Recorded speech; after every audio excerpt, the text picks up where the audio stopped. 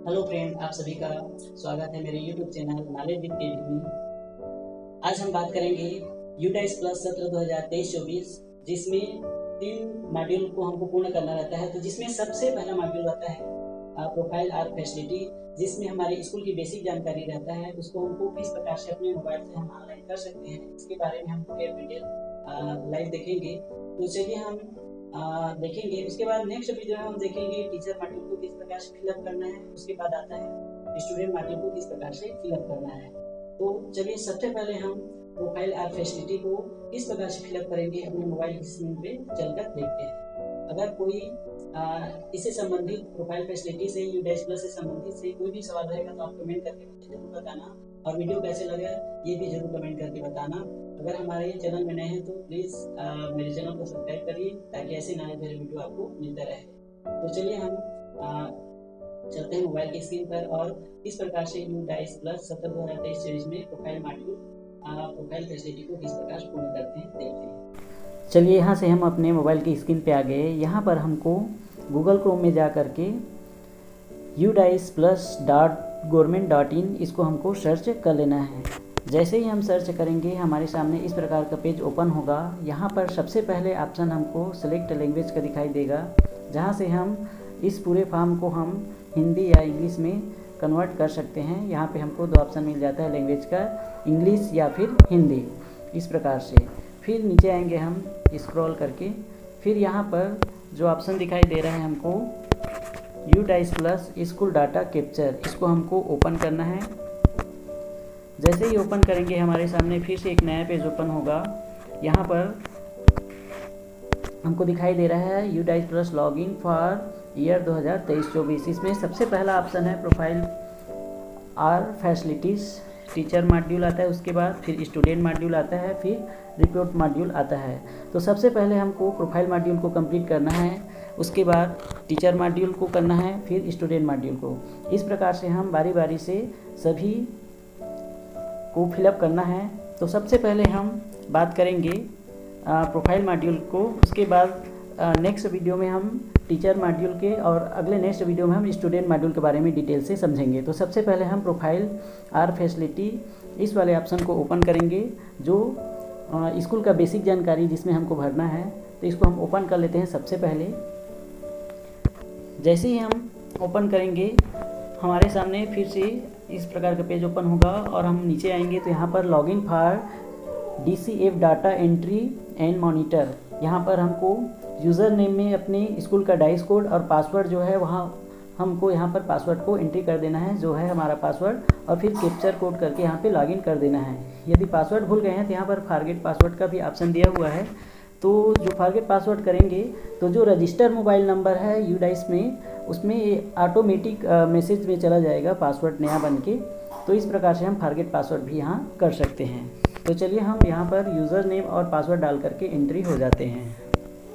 जैसे ही हम user name और पासवर्ड डाल के ओपन किए, हमारे सामने फिर इस प्रकार से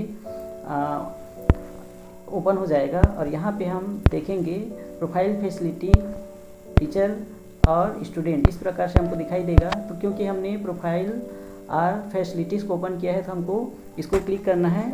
अगर हम टीचर को ओपन करेंगे तो फिर से हमको लॉगिन और पासवर्ड डाल के ओपन करना पड़ेगा। तो हम चूँकि प्रोफाइल आर फैसिलिटी को सबसे पहले ओपन करेंगे तो इसको हमको क्लिक कर देना है। जैसे ही हम क्लिक करेंगे हमारे स्कूल का डैशबोर्ड यहाँ पे ओपन हो जाएगा।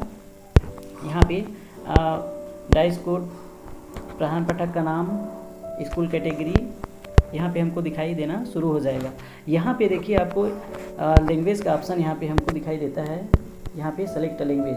जैसे ही हम सेलेक्ट लैंग्वेज को चयन करेंगे हमारे सामने ये जो पूरा इंग्लिश में दिखाई दे रहा है ये फॉर्म पूरा हिंदी में बदल जाएगा। तो चलिए इसको हम बदलते हैं, यहाँ पे हिंदी करते हैं। तो ये पूरा फॉर्म जो है हमारे सामने हिंदी में ओपन हो गया। इसको हम डेस्कटॉप साइड में बदल देते हैं इस प्रकार से। यहाँ पे अब हमको यहाँ पर आ जाना है। यहाँ पे हमको पिछले सत्र का जो भरा हुआ है डाटाबेस ये भी हमको दिखाई देता है। यहाँ से देखिए डेस्कटॉप साइड को हटाएंगे मोबाइल में, फिर जैसे ही लैंग्वेज के नीचे हम यहाँ पे देखते हैं तो प्रीवियस ईयर डाटा, यहाँ से हम पिछले सत्र की डाटा को भी हम देख सकते हैं जो पिछले ईयर हमने भरा हुआ है, वहाँ से भी कुछ जानकारी हम ले सकते हैं। इसमें बहुत सारी जानकारी भरा हुआ रहता है। नया जानकारी में केवल हमको कुछ सुधार करके आगे बढ़ते जाना रहता है। तो यहाँ से हम प्रीवियस डाटा को भी कंप्लीट देख सकते हैं। तो चलिए यहाँ से हम अब स्टार्ट करते हैं कि इसको भरना किस प्रकार से है। तो हम इसको डेस्कटॉप साइज में बदल देते हैं ताकि ये अच्छे से दिखाई दे। सबसे पहला आता है स्कूल प्रोफाइल में स्थान, संरचना, प्रबंधन और शिक्षा का माध्यम। तो जो फर्स्ट वाला ये ऑप्शन है ये बदलेगा नहीं, परमानेंट रहेगा, इसलिए हमको इसमें संशोधन या कुछ भी करने की ज़रूरत नहीं है, क्योंकि यहाँ पे लिखा है अंतिम बार संशोधन, अंतिम बार अद्यतन, तो लागू नहीं यहाँ पर स्पष्ट लिखा हुआ है। तो इसको हमको सुधार करने की आवश्यकता नहीं है। इसी प्रकार यहाँ पे सेकेंड वाले सेकेंड में यहाँ पे लिखा हुआ है 1.24 से 1.36 में भाषा और अन्य। इसमें यहाँ पे हम देखते हैं तो यहाँ पे स्पष्ट लिखा हुआ है सुधार की आवश्यकता है। तो यहाँ इसको हमको सुधारना है, तो यहाँ पे ओपन करना है भाषा और अन्य, इसको यहाँ पे हमको क्लिक कर देना है। भाषा और अन्य जो लिखा है उसको हमको क्लिक करना है। जैसे ही हम क्लिक करेंगे फिर ये पूरे फॉर्म हमारे सामने ओपन हो जाएगा। यहाँ पर विषय के रूप में पढ़ाई गई भाषा 3 भाषाओं का नीचे उल्लेख है। तो यहाँ पर कक्षाएँ जिनमें भाषाएँ सिखाई जाती है, ये कक्षा का चयन करना है। सबसे पहला ऑप्शन में है हिंदी। देखिए यहाँ पर हिंदी है, तो जो जिस लैंग्वेज में जिस भाषा में पढ़ाया जाता है इसको हमको यहाँ पे चयन कर लेना है। तो हमारे में जो हिंदी माध्यम है, एक विषय के रूप में पढ़ाई जाने वाली भाषा का हमको चयन कर लेना है। तो हिंदी सभी कक्षा में होता है, तो उसका कक्षा का चयन हमको कर लेना है। जैसे हिंदी, तो हिंदी में यहाँ पे हम चयन कर लेंगे कक्षा, यहाँ पर हमको एंट्री करना है। तो यहाँ पे जो कक्षा चुने लिखा हुआ है, यहाँ पर ये वाला ऑप्शन, ये कक्षा चुने, इसको हमको क्लिक करेंगे। तो जैसे ही क्लिक करेंगे हमारे सामने क्लास के लिए ऑप्शन आ जाएगा इस प्रकार से। तो हिंदी सभी क्लास में पढ़ाया जाता है, क्लास 1, 2, 3, 4, 5, इस प्रकार ये ठीक है, इसको करेंगे तो वहाँ पर क्लास 1 से 5 तक के आ जाएंगे। फिर एक विषय के रूप में पढ़ाया जाने वाली भाषा यहाँ पर है इंग्लिश। तो इंग्लिश में भी वैसे ही हमको चयन कर लेना है इस प्रकार से, कक्षा का एक विषय के रूप में इस प्रकार से। और अन्य कोई भी होगा तो यहाँ पर संस्कृत और उर्दू नहीं है, तो अलग से हमारे प्राथमिक में ये लागू नहीं है, तो इसको हमको यहाँ पे चयन नहीं करना है। इस प्रकार हम नीचे आएंगे। क्या यह विशेष आवश्यकता वाले बच्चे CWSN के लिए एक विशेष स्कूल है?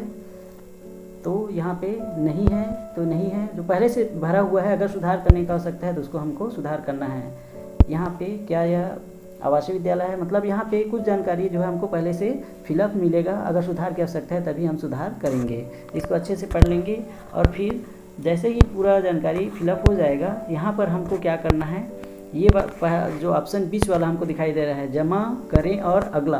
तो जैसे ही हम जमा करें और अगला करेंगे तो हमारे सामने नया पेज ओपन हो जाएगा और यह कंप्लीट हो जाएगा। तो चलिए हम इसको देखते हैं। सबसे पहले इसको फिलअप कर लेते हैं बचा हुआ को, फिर ये वाले ऑप्शन में जा करके वहाँ पर देखते हैं कि किस प्रकार से फिलअप होता है।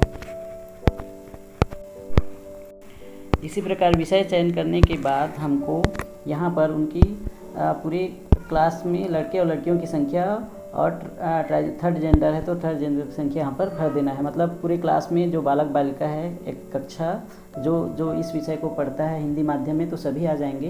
तो उसको लड़के और लड़कियों की संख्या को वहाँ पर फिलअप कर देना है। तो चलिए इसको हम पूरा फिलअप कर लेते हैं। इस प्रकार जब इस पेज का पूरी जानकारी फिलअप हो जाएगा तो यहाँ से हमको जमा करें और अगला, इसको हमको क्लिक करना है। तो चलिए इसको हम क्लिक करते हैं। तो जैसे ही हम क्लिक करेंगे, कुछ यहाँ पे लिखा है सम रिक्वायर फील्ड मिसिंग। तो यहाँ पे जो कुछ चीज़ें जो छूट गए हैं उसको भरना अनिवार्य है, तो उसको हमको भरना होगा। तो उसको देख लेते हैं कहाँ पर छूटा हुआ है। तो चलिए यहाँ पर जमा करें और अगला, इसको हमको क्लिक करते हैं। फिलअप करने के बाद जैसे ही हम उस जो छूटा हुआ था उसको फिलअप किए, यहाँ पर कंप्लीट हरा होकर के सक्सेसफुल हो गया और हमारे सामने अगला पेज ओपन हो गया। इसी प्रकार हमको इस पेज को भी जानकारी को हमको फिलअप करना है। इसमें जो जानकारी दिया गया है कुछ भरा हुआ है, अगर संशोधन की आवश्यकता है तो उसको संशोधन करके हमको फिलअप करना है। और यहाँ पर सेम जमा करें और अगला में चला जाना है। जैसे ही हम पूरा जमा करें अगला में जाएंगे तो हम कहाँ तक कंप्लीट किए इसको देखने के लिए हम डैशबोर्ड पे जाएंगे। यहाँ पर वापस डैशबोर्ड में जाएंगे। जैसे अगर हमको वापस आना है तो यहाँ पे हम देखेंगे जिस भाग को हमने पूरा किया है ये यहाँ पे हमको दिखाई देगा पूरा किया। यहाँ पर स्पष्ट लिखा हुआ है, यहाँ पे आप देखेंगे पूरा किया, और जिसमें सुधार की आवश्यकता है वो सुधार की आवश्यकता भी लिखा हुआ है। तो इसी प्रकार हमको सभी भाग को हमको क्या करना है, यहाँ पर जो लिखा हुआ है सुधार की आवश्यकता है, इसको हमको पूर्ण ओपन कर करके यहाँ पे हमको सभी जानकारी को फिलअप कर लेना है। यहाँ पे हमको सभी भाग को फिलअप करते जाना है। यहाँ पर आंगनबाड़ी वाले संबंधी निःशुल्क पाठ्य पुस्तक, उसके बाद आ जाता है शिक्षण अधिगम। इसी प्रकार ये सभी जानकारियाँ जैसे ही हम फिलअप करेंगे, इधर जितना भी लिखा हुआ है सुधार करने की आवश्यकता है ये पूरा हुआ दिखाई हमको देगा। इस प्रकार ये फिर सेकेंड भाग आ जाएगा इसका, कक्षा शौचालय की सुविधा, स्कूल में भौतिक सुविधा और उपकरण, ICT डिजिटल पहल। इस प्रकार ये सभी जानकारी को हमको क्या कर लेना है, फिलअप कर लेना है। उसके बाद ही जो विस्तृत DCA school report card download अभी सक्रिय नहीं है, वो कंप्लीट होने के बाद सक्रिय हो जाएगा। इस प्रकार से हम अपनी UDICE+ की जानकारी को कंप्लीट कर सकते हैं, करेक्शन कर सकते हैं, और जब सभी पूरा होगा सुधार वाला तो ये हमारा UDICE+ प्रोफाइल मॉड्यूल वाला प्रोफाइल फैसिलिटी कंप्लीट हो जाता है। उसके बाद हम टीचर मॉड्यूल में जाएंगे। अगर वीडियो अच्छी लगी तो वीडियो को लाइक कर दीजिए, चैनल को सब्सक्राइब कर दीजिए, और अगर कोई आपका सवाल है तो कमेंट करके ज़रूर बताएं। वीडियो कैसे लगा कमेंट करके ज़रूर बताएं। Thank you for watching.